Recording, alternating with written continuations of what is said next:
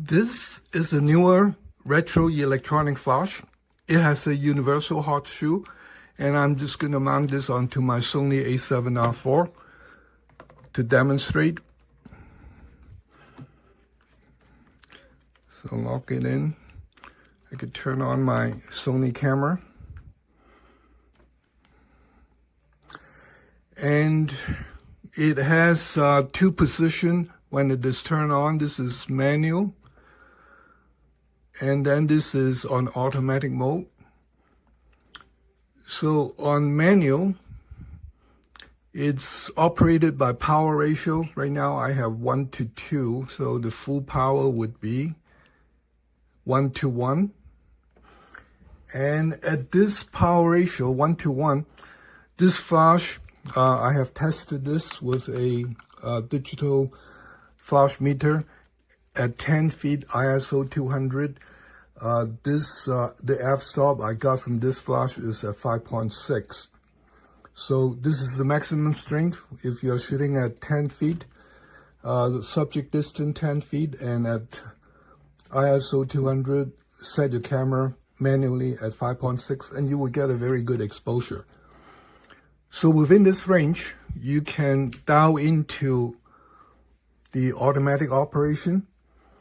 Now, it would show +3. This is a f-stop compensation, which means that if you take a picture without the flash, you will get a good exposure, and if you use the flash, you will be overexposed by 3 times. It depends on the situation, of course, what you want to do for your exposure. Or you could dial this down, and you could use minus compensation, which is now a field light. And this would be very useful for me when I'm taking portrait. My field light is usually -2. So this would give me a very nice soft lighting from my addition to my ambient light to the portrait, and fill in the shadow with a -2 factor of compensation for my f-stop, which is very soft and natural.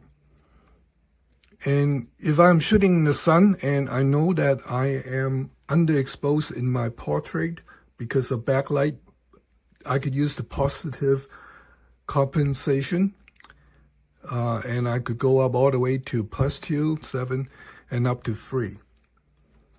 So this is how I would use this light ratio in the automatic mode. In the manual mode, it is very straightforward. 1:1 is full power, and then you could just dial down to all the way down to 1/28th of a second power ratio. This is the weakest power ratio for field light. So let's take a picture here.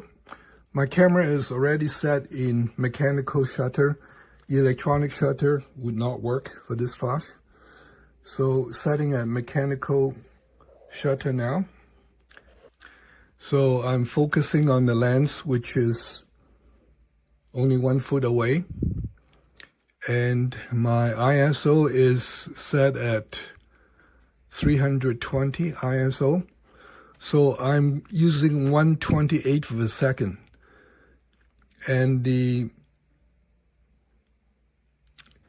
f-stop is at f4, and shutter speed is 1/60th of a second, which is within the same speed of this camera. So let's take a picture here. Focus. I'm not in focus. All right, so it's a little bright. So I'm gonna dial down the ISO here. Okay, let's try 100 ISO. So as you can see, in the ambient light, it is very dark. It's underexposed by -2. So I'm just going to fill this in. Still a lot of highlight, -3. Not much different. So let's switch to manual let's switch to manual mode altogether. And I'm going to use 1/64 power ratio. Oh, it's better now. Okay, so let's go down to 1/28 of a second. This is the lowest power ratio setting. All right. So that's how it works. You manually decrease the power ratio to get a picture within your histogram range, which is right now is still overexposed because of the highlight.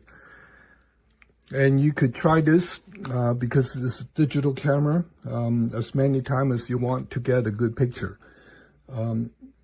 It's a retro flash. This is almost similar to back in the 80s. You are using a film camera and shooting with a manual flash. You have to use this power ratio setting.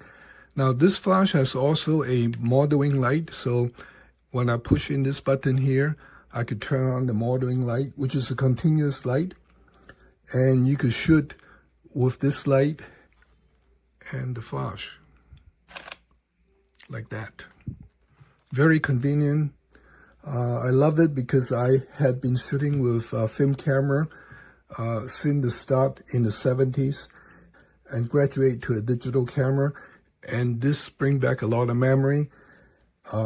It's a very nice flash for hobby photographers as well for professional portrait photographers because of the fill light.